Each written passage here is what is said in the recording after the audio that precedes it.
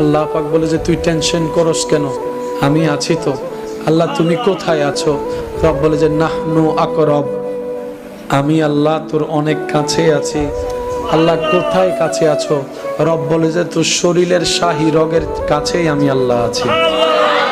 শাহী রগটা তোর যত কাছে, তার চাইতে কাছে আমি রব তোর কাছেই আছি। আল্লাহ তোমাকে পাই না কেন, তোমাকে অনুভব করতে পারি না কেন? রব বলে যে আমি তোর কাছে আছি, কিন্তু বান্দা তুই আমার থেকে অনেক দূরে সরে গেছস, তুই আমার থেকে অনেক দূরে সরে গেছস, তুই বিভিন্ন কাজ করে করে আমার থেকে অনেক দূরে তুই সরে গিয়েছস। আমি তোর কাছেই ছিলাম, আছি, থাকবো। তুই আমার কাছে থাকতে জানোসও নাই, পারসও নাই। আল্লাহ আমি এখন কি করব?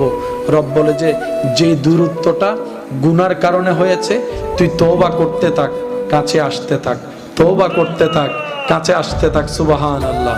তুই তওবা করতে থাক, কাছে আসতে থাক। আল্লাহ তওবা তো করছি, গুনাহ তো আরো দিন দিন বাড়ছে বিভিন্নভাবে।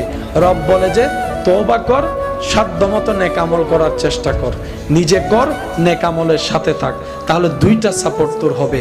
একটা হচ্ছে করা জিনিসের জন্য তওবা করলি, ভবিষ্যতের জন্য তুই নেক আমল করার চেষ্টা কর।